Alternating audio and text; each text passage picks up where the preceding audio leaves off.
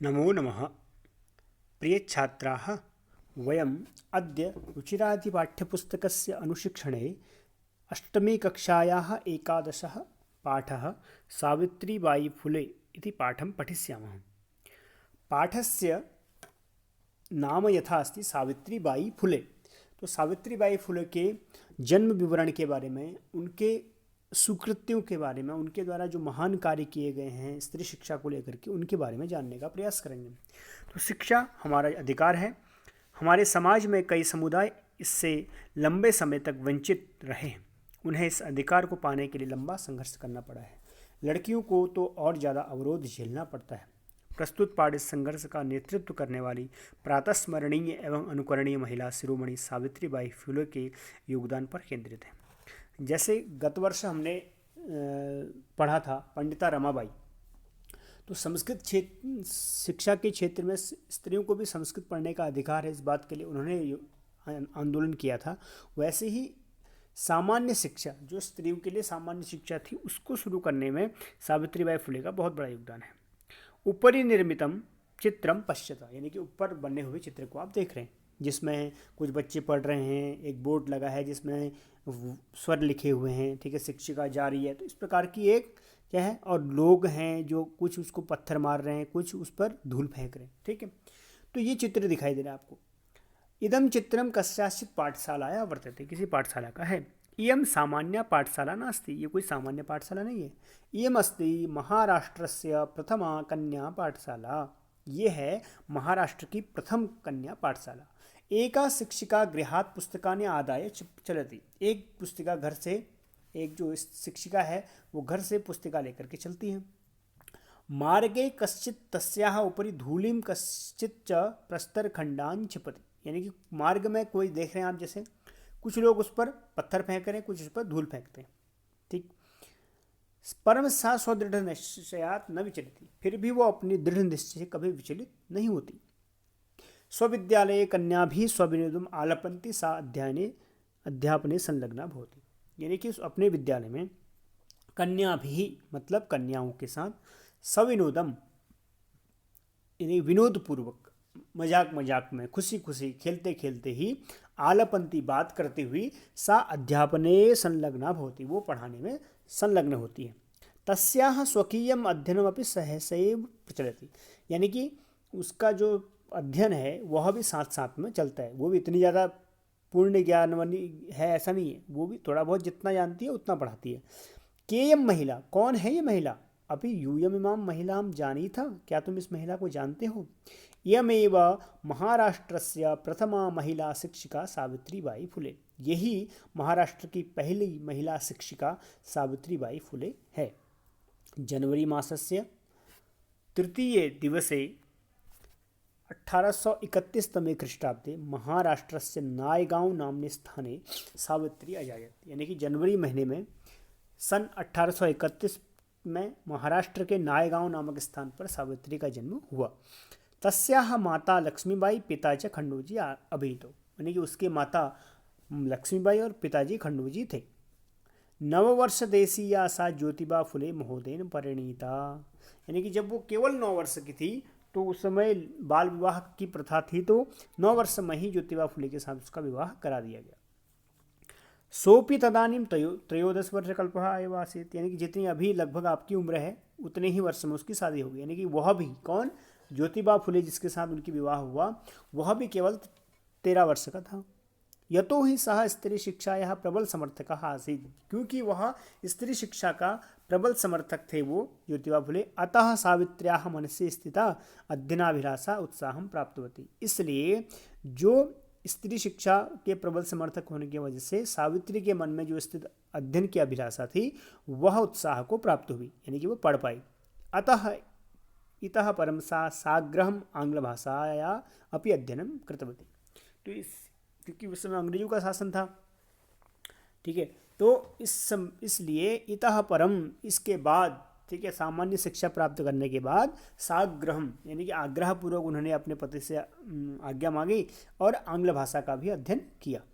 1844तमे ख्रीष्टाब्दे पुणे नगरे सावित्री ज्योतिबा महोदयेन सह कन्यानां कृते प्रदेशस्य प्रथम विद्यालयम् आरभत, तो 1844 ईस्वी में पुणे नगर में सावित्रीबाई ने ज्योतिबा अपने पति के साथ कन्याओं के लिए, कन्या नाम करते मतलब कन्याओं के लिए, प्रदेशस्य महाराष्ट्र प्रदेश का प्रथम विद्यालय आरंभ किया। तदानीं सा केवलम 17 वर्षीया आसीत्, वह केवल 17 वर्ष की थी जब उसने पहला विद्यालय आरंभ किया। 1851 तमे ख्रीष्टाब्दे अस्पृश्यत्वात् तिरस्कृतस्य समुदायस्य बालकानां कृते पृथक्तया तया अपरः विद्यालय आरब्धः। यानी कि क्योंकि उस समय छुआछूत भी बहुत था समाज में कि ये छोटा है, ये बड़ा है, ये निम्न जाति का है, ठीक है। तो ऐसे स्थिति में 1851 में उसने अस्पृश्यत्वाद यानी कि जिनको समाज से अलग कर दिया गया है, ऐसे समुदाय की बालिकाओं के लिए भी पृथक्तया एक अलग विद्यालय खोलने का निश्चय किया और खोला, ठीक। सामाजिक कुरीतीनां सावित्री मुखरम विरोधम अकरोत्, यानी कि सामाजिक जितनी भी कुरीतियाँ थी, ये अस्पृश्यता है इत्यादि इत्यादि है कि शिक्षिकाओं को, महिलाओं को पढ़ना नहीं चाहिए, तो ये जो गलत जो रीति रिवाज थे इनका बहुत भयंकर विरोध वो करती थी और उसने किया। विधवानां शिरोमुंडनस्य निराकरणाय सा साक्षात नापते ही मिलिता। विधवाओं के यानी कि उसमें एक कुप्रथा थी कि जो भी विधवा होती थी उसका मुंडन करा दिया जाता था, ठीक है। तो ऐसी जो कुप्रथा का निराकरण आया, मतलब उसको खत्म करने के लिए वह साक्षात नापित ही मिलिता, जो नाई लोग थे जो बाल उतारते थे उनके साथ मिली।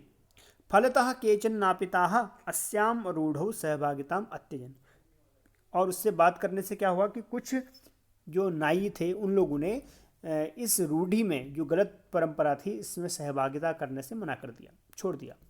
एकदा सावित्र्या मार्गे दृष्टम यत् कूपम निकषा शीर्णवस्त्रावृताः तथा कथिताः निम्नजातीयाः काश्चित् नार्यः जलं पातुं याचन्ते स्म। एकदा मतलब एक बार, सावित्र्या मार्गे दृष्टम, सावित्री के द्वारा मार्ग में देखा गया, यत् मतलब कि कूपम निकषा, कुएं के समीप, शीर्ण वस्त्रावृताः यानी कि शीर्ण वस्त्रों, फटे पुराने वस्त्रों वाली, तथा कथिताः निम्न जातीयाः, तथा कथित निम्न जाति जो महिलाएं थी, काश्चित नार्यः जलम पातुम याचन्ते स्म, कुछ महिलाएं जल पीना चाहती थी। उच्च वर्गीयाः उपहासं कुर्वन्तः कूपात् जलोद्धरणम अवारयन्, और जो तथा कथित उच्च वर्गीय थे उन लोगों ने क्या किया, जो अपने आप को बहुत ऊंचे कुल खानदान के मानते थे, उन लोगों ने उनका उपहास करते हुए उनको जल भरने से मना कर दिया। सावित्री एतद अपमानम सोढुम न शक्नोत्, सावित्री यह सब अपमान सहन नहीं कर सकी। सा ताः स्त्रियः निज गृहं नीतवती, वह उन सभी स्त्रियों को अपने घर ले आई। तड़ागम दर्शयित्वा कथयत, और अपने घर का सामने जो तालाब था उसको दिखा करके कहा कि यथेष्टम जलम नयत, जितना जल चाहिए उतना ले जाओ, ठीक। सार्वजनिकोयम तड़ाग, ये तालाब क्या है, सार्वजनिक है, सबके लिए है, चाहे वो समाज में कोई भी व्यक्ति है। अस्मात् जल ग्रहणे नास्ति जाति बंधनम, यानी कि इस तालाब से पानी निकालने में कोई जाति बंधन नहीं है। तया मनुष्याणां समानतायाः स्वतंत्रतायाश्च पक्षः सर्वदा सर्वथा समर्थितः, उसके द्वारा यानी कि इस सावित्रीबाई फुले के द्वारा मनुष्यों की समानता और स्वतंत्रता का पक्ष हमेशा ही हर जगह रखा। महिला सेवा मंडल, शिशु हत्या प्रतिबंधक गृह इत्यादीनां संस्थानां स्थापनायां फुले दंपत्योः अवदानं महत्वपूर्ण, यानी कि महिला सेवा मंडल जहाँ महिलाएं विभिन्न प्रकार की सेवाएं सीखती हैं। शिशु हत्या प्रतिबंधक गृह, यानी कि जहाँ ऐसे गृह, ऐसे होम जहाँ शिशु हत्या प्रतिबंधक, शिशु हत्या को रोका जाता है, यानी कि महिला, पहले क्या था भ्रूण हत्या जो होती है, ठीक है, अगर बालिका हुई तो मार दो, तो इस प्रकार की जो कुरीतियाँ थी, कुरीतियों को रोकने के लिए विभिन्न प्रकार के कुछ मंडल बनाए थे उनने, ठीक है। ऐसे से महिला सेवा मंडल, शिशु हत्या प्रतिबंधक गृह इत्यादि संस्थानां स्थापनायां फुले दंपत्योः अवदानं महत्वपूर्ण, इनका जो अवदान मतलब उनका जो योगदान है वो बहुत महत्वपूर्ण है। सत्यशोधक समाज मंडलस्य गतिविधिषु अपि सावित्री अतीव सक्रिया आसीत्, सत्यशोधक मंडल की जो गतिविधियां थी उसमें भी सावित्रीबाई बहुत सक्रिय थी। अस्य मंडलस्य उद्देश्यम् आसीत् उत्पीड़ितानां समुदायानां स्वाधिकारान् प्रति जागरणं, यानी कि इस सत्यशोधक मंडल का उद्देश्य क्या था कि उत्पीड़ित समुदाय का, उनको उनके अधिकारों के प्रति जागृत करना, ठीक। सावित्री अनेकाः संस्थाः प्रशासन कौशलेन संचालित होती है, सावित्री ने अपने प्रशासन कौशल की वजह से अनेक संस्थाओं को उन्होंने संचालित किया।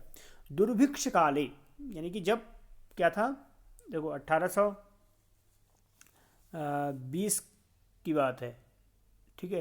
यानी कि जब प्लेग आ गया था कहीं ना कहीं, तो दुर्भिक्ष काले, जब अकाल पड़ गया था देश में, प्लेग काले च, और जब प्लेग नामक बीमारी, जैसे अभी कोरोना नामक बीमारी हो रही है, ऐसी प्लेग नामक जब बीमारी थी, तब पीड़ित जनानाम अश्रांतम अविरतम च सेवाम अकरोत्। उसने अश्रांतम मतलब बिना थके हुए, अविरतम निरंतर रूप से इन सभी लोगों की सेवा की। सहायता सामग्री व्यवस्था ये सर्वथा प्रयासम अकरोत्, यानी कि सहायता सामग्री की व्यवस्था भी उनने करी, प्रयास किया।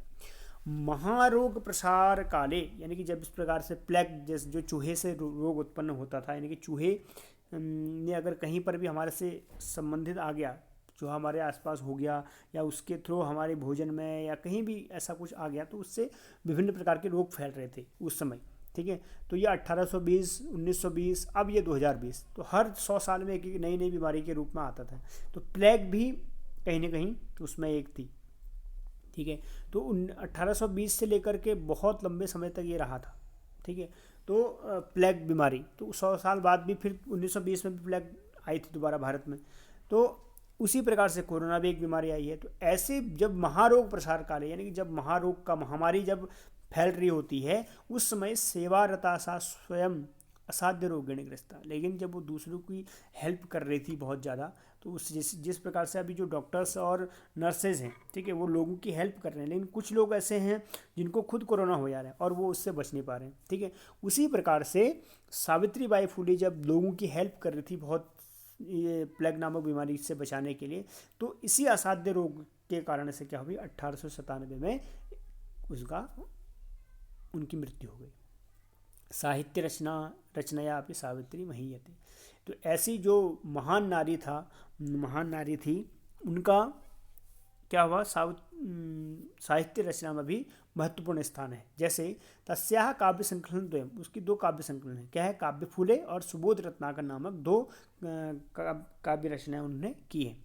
भारत देशे महिलोत्थानस्य गहनावबोधनाय सावित्री महोदयायाः जीवनचरितम अवश्यम अध्येतव्यम, यानी कि भारत देश में महिलाओं के उत्थान के लिए और गहन अवबोधन के लिए, यानी कि कैसे महिलाओं का उत्थान हुआ धीरे धीरे। पहले कुछ तो क्या था कि महिला यानी कि घर के अंदर की एक नौकरानी, ठीक है, यानी घर के अंदर का काम सारा करे, बाकी कोई मतलब नहीं दुनियादारी से उसको, ठीक है। तो इस प्रकार की बहुत कुरीतियाँ थी।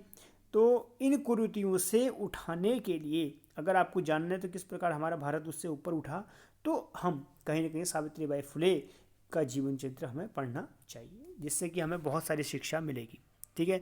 तो इस प्रकार से बहुत ही उत्कृष्ट जीवन चरित्र हमारी सावित्री बाई फुले का था, जिनको महाराष्ट्र की प्रथम महिला शिक्षिका भी कहा जाता है, ठीक है। तो 1831 में इनका जन्म हुआ और 1898 में जाकर के इनकी मृत्यु,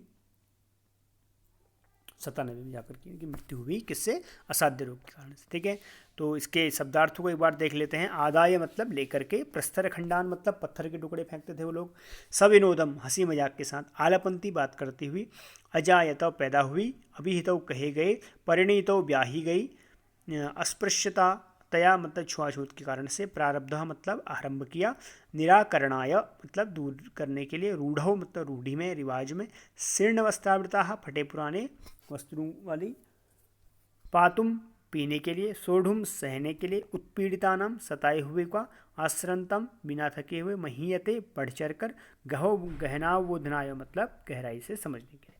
तो इस प्रकार से आप इसके शब्दार्थ लिख लीजिएगा। आज कल हम पुनः इसके अभ्यास को लेकर के आपके बीच उपस्थित होंगे। तब तक के लिए नमो नमः, नमस्कारः, शुभम भवतु।